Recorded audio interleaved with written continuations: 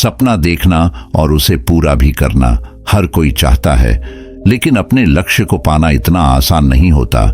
इसके लिए आपको कई बुरी परिस्थितियों से गुजरना पड़ता है। आज का युवा वर्ग अपने लक्ष्य को लेकर काफी चिंतित रहता है। बहुत से लोग अपने जीवन में बहुत बड़ा करना चाहते हैं, लेकिन उनके सामने ऐसी कौन सी परिस्थितियां आ जाती हैं जो उन्हें अंदर तक तोड़ देती है। ऐसी परिस्थितियों में उन्हें समझ ही नहीं आता है कि क्या करना चाहिए, क्या नहीं। आप लोगों के साथ भी ऐसा हुआ होगा कि आप जो भी करना चाहते हैं वो नहीं होता है और आप बार बार असफल होते हैं। अगर आप बौद्ध ज्ञान की इन बातों का हमेशा ध्यान रखेंगे तो कोई भी काम आप कर सकते हैं। आप पढ़ रहे हो या कोई व्यवसाय कर रहे हो या कोई भी काम का क्षेत्र, आपको सफलता अवश्य मिलेगी।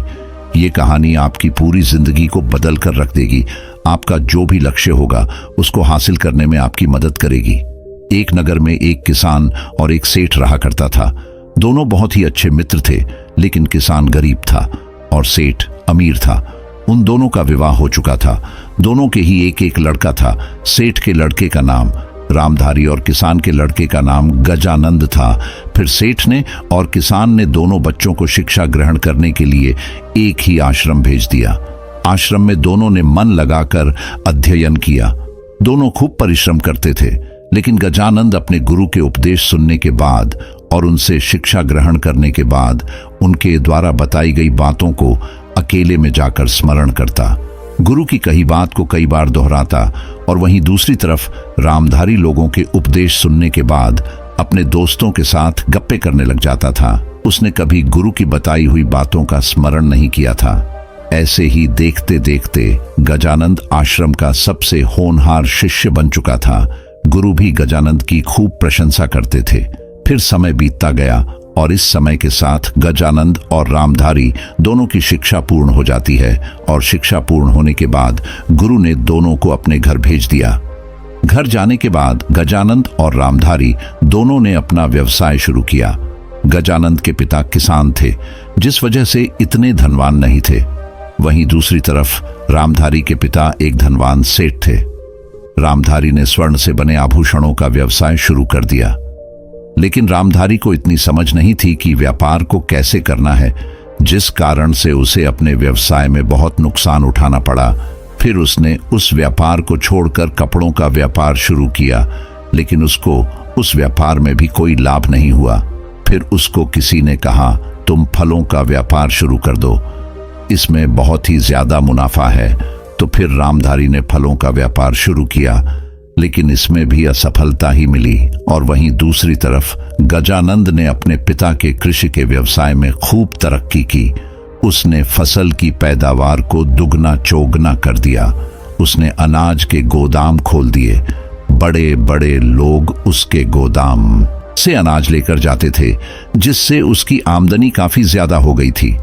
गजानंद ने अपनी आमदनी और भी विभिन्न प्रकार के व्यवसाय में लगा दिया और देखते ही देखते गजानंद उसे नगर का सबसे धनवान व्यक्ति बन गया। और वहीं दूसरी तरफ रामधारी ने व्यवसाय बदल बदल कर अपने पिता का सारा धन बर्बाद कर दिया और वो धनवान से गरीब हो गया। जब रामधारी ने गजानंद को देखा कि गजानंद नगर का सबसे धनवान व्यक्ति बन गया है और उसके पास तो इतने पैसे भी नहीं थे, तो आखिर वो इतना धनवान बना तो बना कैसे? आखिर उसने ऐसा क्या किया जो इतना धनवान व्यक्ति बन गया? और मैं इतना धनवान व्यक्ति था, पर अब मैं गरीब बन चुका हूं।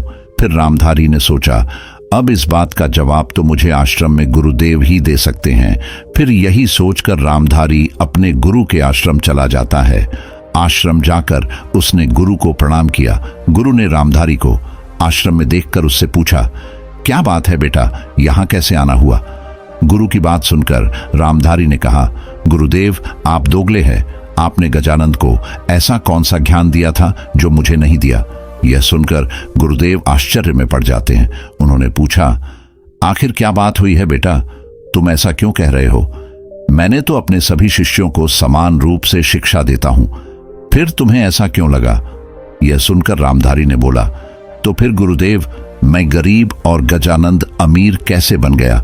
मेरे पास तो बहुत धन था, लेकिन फिर भी मैं सफल नहीं। मैंने बहुत मेहनत की, लेकिन जो भी व्यवसाय मैंने किया उसमें मुझे असफलता ही हाथ लगी। मेरा सब कुछ बर्बाद हो गया। और उस गजानंद को देखो, उसके पास कुछ भी नहीं था और वह आज नगर का सबसे धनवान व्यक्ति बन गया है।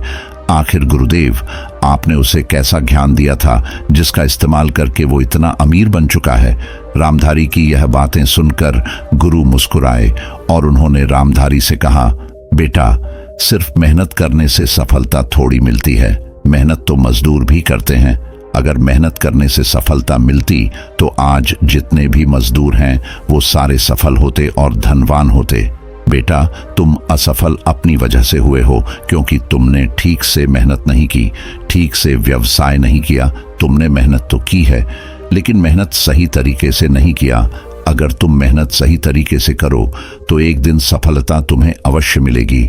और तुम्हारे असफल होने की वजह तुमने चीजों को बिना समझे ही उसमें मेहनत की है। जब भी तुम किसी कार्य को करो, अगर तुमने इन बातों का अच्छे से ध्यान रखा तो सफलता तुम्हारे कदमों में होगी। यह सुनकर रामधारी ने बोला, गुरुदेव, आप मुझे बताइए, आखिर वो कौन से चरण है? उसके बाद गुरु कहते हैं, सबसे पहला चरण है कि आप जो भी काम करें, जो भी व्यवसाय करें, पहले उसके बारे में अच्छे से समझ लें। बिना सोच समझे किसी भी क्षेत्र में नहीं कूदना। और सबसे महत्वपूर्ण बात, जिस कार्य में आपकी रुचि है, चाहे वो कार्य कितना भी बड़ा क्यों ना हो, कोई भी कार्य संभव नहीं है। बस तुम्हें उसका, यानी कि तुम्हें उस कार्य के बारे में पूरी समझ होनी चाहिए। अगर तुम में उस कार्य के प्रति समझ नहीं है तो उसमें कितना समय लगता है, उस कार्य में क्या क्या करना पड़ता है, वो काम कैसे किया जाता है, इन सब की समझ आपके अंदर होनी चाहिए। जैसे कि तुम्हारे सामने तुम्हारा ही मित्र, जिसके पास कुछ भी नहीं था, जो बहुत गरीब था, जिनके पास 2 वक्त की खाने की रोटी भी नहीं होती थी, वह भी सफलता हासिल करते हैं। उनके अंदर से अपने आप में एक शक्ति आई है। तुम्हें जिस भी व्यवसाय में जाना है, सबसे पहले तुम्हें उस व्यवसाय की जानकारी लेनी है। शुरुआत में किसी को कोई भी काम नहीं आता, सब पहली बार शुरू करके ही सीखते हैं। दूसरा चरण ये है कि अपनी क्षमताओं को पहचानो और सही दिशा में मेहनत करो, क्योंकि बहुत से लोग हैं जो शुरू में बहुत जी तोड़ मेहनत करते हैं और बाद में ढीले पड़ जाते हैं। जब भी हम कोई काम शुरू करते हैं तो हमारा मन बड़ा उत्साहित रहता है, और जब हमें उसको करते हुए लंबा समय हो जाता है तो हमारा मन भी उस काम से भरने लगता है। फिर गुरु रामधारी से कहते हैं कि तुमने मेहनत तो की है, लेकिन कोई अनुशासन नहीं। तुम बार बार अपना व्यवसाय बदलते रहे। वहीं गजानंद ने एक ही व्यवसाय किया, उस व्यवसाय के बारे में जाना और इसमें खूब मेहनत की, तुम्हारी तरह भटका नहीं, और आज देखो कहां पहुंच गया। एक बार में सब कुछ नहीं हो जाता। अगर एक साथ सब कुछ करने की कोशिश करोगे तो उल्टे मुंह जमीन पर गिरोगे। इसलिए धीरे धीरे अपने क्षेत्र में काम बढ़ाओ, अपना खुद का मूल्यांकन करो, अपनी ताकत को समझो। आपने क्या सीखा है उसे करके देखो। शुरू में आप थोड़ा बहुत ही कर पाओगे, लेकिन धीरे धीरे आपको सब समझ में आ जाएगा। तीसरा चरण, गुरु बताते हैं कि हर स्थिति को समझो। हमेशा स्थिति एक जैसी नहीं रहती, हमेशा स्थिति बदलती रहती है, और यही संसार का नियम है। आज जो है वो कल नहीं होता, कल जो है वो परसों नहीं होगा। इसलिए समय के साथ हमें बदलना पड़ता है। जरूरी नहीं कि लोग जिस तरह से सफल हुए हैं इस तरीके से आप भी सफल हों। अगर आपको एक तरीका अपनाकर सफलता नहीं मिलती है तो अपना तरीका बदल कर देखो। लेकिन आप क्या करते हो?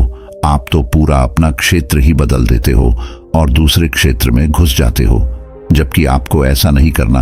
आपको अपना क्षेत्र नहीं बदलना चाहिए, क्योंकि शुरुआत में भले ही आप उस क्षेत्र में असफल हुए हो, लेकिन उस असफलता से आपको ज्ञान अवश्य प्राप्त हुआ होगा, और इस ज्ञान को आपको इस क्षेत्र में लगाकर सफल होना है। बस आपको अपना तरीका बदलना है, मंजिल नहीं बदलना है।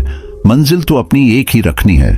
फिर गुरु रामधारी से कहते हैं कि गजानंद के पिता कृषि तो करते थे, लेकिन वो इतने सफल नहीं हुए, जबकि गजानंद कृषि करके ही एक सफल व्यक्ति बना, क्योंकि उसने कृषि के त्रिकोण में परिवर्तन किया। उसने अपने फसल की पैदावार को बढ़ाया है, उसने परिवर्तन किया है। जबकि उसके पिताजी एक ही रास्ते पे चलते जा रहे थे और एक ही तरीके से कृषि करते जा रहे थे। जबकि मेहनत तो गजानंद के पिता ने भी की है और गजानंद ने भी की है। गजानंद ने स्थिति को समझकर सही दिशा में मेहनत की है। फिर गुरु रामधारी से कहते हैं कि चौथा और सबसे आखिरी चरण है जीवन में अपने आप को मजबूत बनाना, शरीर से भी और दिमाग से भी। जीवन मतलब युद्ध, या तो आप हंसकर लड़ोगे या रोकर लड़ोगे, लेकिन जीवन का मजा भी तो यही है कि आपको लड़ना तो है ही। जीवन की लड़ाई में दो ताकतें सबसे ज्यादा काम आती हैं, एक तो मन की और एक शरीर की। जब तुम ऊपर उठोगे तो लोग तुम्हें नीचे खींचेंगे। जब आप कुछ करते हैं तो सब लोग आपके ऊपर हंसते हैं, लेकिन आप इस हंसी को अपनी ताकत बनाओ और वो करके दिखाओ जिस वजह से लोग आपके ऊपर हंस रहे हैं। जब कोई आपके ऊपर हंसता है तब बहुत दुख होता है, तो तब हमें अंदर से मजबूत होना है, अपने आप को इस चीज के काबिल बनाना है। लोगों की बातें सुनकर टूटना नहीं है, क्योंकि लोगों का काम तो दूसरों को गिराने का ही होता है। हमारे जीवन में सबसे बड़ा योगदान हमारे माता पिता का ही होता है, जो जीवन में कभी भी हमें निराश नहीं करते, हमें हिम्मत देते हैं, हमसे कहते हैं कि तुमसे क्यों नहीं होगा, तुम इस काम को जरूर कर लोगे। इसके बाद गुरु रामधारी से कहते हैं अपने मन को मजबूत करने के लिए हमें ध्यान करना चाहिए, क्योंकि हम कोई भी कार्य करते हैं तो हमारा मन हमें भटकाता रहता है और आपकी जीत आपके मन पर निर्भर करती है। अगर आपकी मित्रता आपके मन से हो जाए तो आपको काम का पता ही नहीं चलेगा, लेकिन अगर आपका मन आपके साथ नहीं है तो आप कुछ देर काम करने के बाद उस काम से दूर हो जाओगे। इसलिए अपने मन को मजबूत बनाओ, उसके साथ अपने शरीर को भी मजबूत बनाओ, क्योंकि यही ताकत आपका उत्साह बनेगी और फिर वही उत्साह आपके जीवन में सफलता दिलाएगा। आप काम करने के चक्कर में कभी भी अपने व्यक्तित्व पर ध्यान ही नहीं देते, इसलिए आपको मेहनत करने के साथ साथ अपने शरीर का भी ध्यान रखना है, क्योंकि अगर आप स्वस्थ रहोगे तब इस जीवन में कुछ कर पाओगे। दोस्तों, इस वीडियो में बस इतना ही। मिलते हैं अगली वीडियो में। अपना ख्याल रखिएगा। धन्यवाद।